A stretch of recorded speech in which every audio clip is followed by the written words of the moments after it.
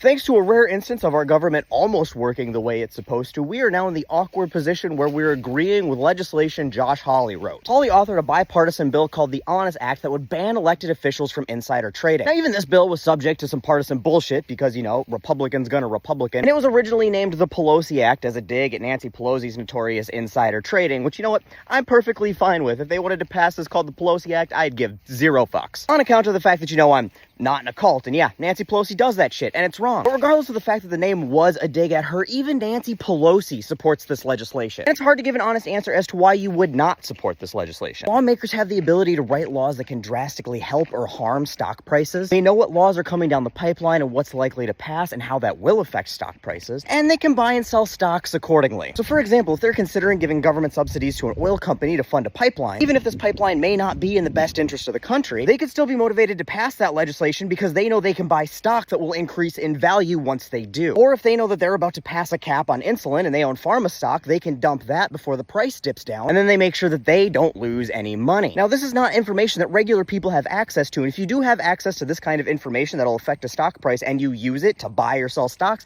that's called insider trading, and it's a crime. Ask Martha Stewart about it. But even though it's illegal for us to do that, even if we could get our hands on that kind of information, it is perfectly legal for members of Congress to do it. Perfectly legal for the president to do it. It's perfectly legal for judges to do it. And this is a big reason why, despite only making 150 some odd grand a year, half the people in Congress are multimillionaires. And this is bad for the American people. It's bad for lawmakers. I think that anybody can agree with this no matter what side of the aisle you're on, because this gives legislators the motivation to act in their own financial self-interest, no matter how detrimental that is to the American people. When we talk about all the problems with monies in politics, this is a big piece of that puzzle. So now obviously there is no good faith argument that you could make as an elected official to not vote for something like this. But Republicans and good faith are an oxymoron, which is why you have Republicans like Florida Skinwalker Rick Scott here complaining about it. Because I made money. How many people in the audience, how many of you don't want to make money? Anybody want to be poor?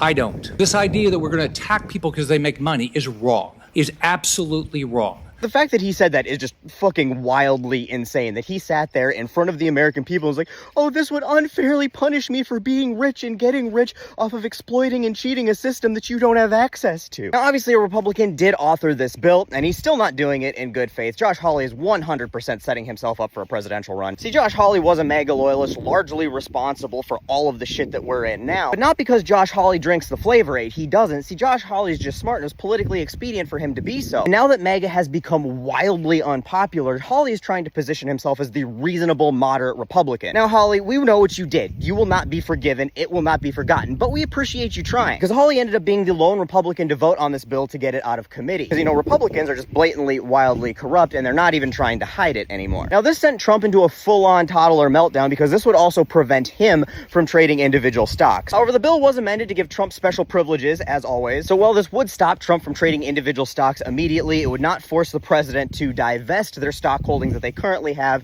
until the next term, which, you know, Trump shouldn't be president for because of the Constitution and shit. And you know what? I am actually okay with that and all of this. I don't give a shit about Josh Hawley's motivations. And while I would love to see more accountability for the president immediately, I understand that the president needs to sign it. And if this is the compromise we need to make to get a bill like this passed, then fine. It's still miles better than the system we currently have. And this is the way that government is supposed to work. It's supposed to involve compromises. It's supposed to find the best possible solutions you can actually get passed into law. Sometimes that means you got to take a few L's on the small things to get the big W. Now, this is just out of committee, which means we don't know if it's going to pass Congress. We don't know if it's going to pass the Senate. We don't know if Trump would sign it. But if it goes to a vote, we will know who votes against it. And regardless of party, we will know that those people do not deserve a seat. Because this bill is an absolute no-brainer for voters regardless of party. This gives all of us better representation no matter who you vote for. This would help make it more fair for all of us, because while we're sitting here going broke, they are voting for things that are not in our best interest for their own financial gain, and this would help stop that. This is not telling them that they can't invest in the market. They are still absolutely welcome to go invest in diversified funds and mutual funds like what our 401ks and Roth IRAs are for retirement, where they don't get to pick and manage the individual stocks. Somebody else does that for them based on the market information that all of us have access to. And that's even better because then they're motivated to make the stock market perform well for all of us, because they can't pick and choose the individual stocks that'll be the big winners and losers. So as soon as this gets introduced for a vote, make sure you start calling your elected officials and say that you want to see this bill happen. And if Senator Slenderman down there in Florida feels like it's unfair to him,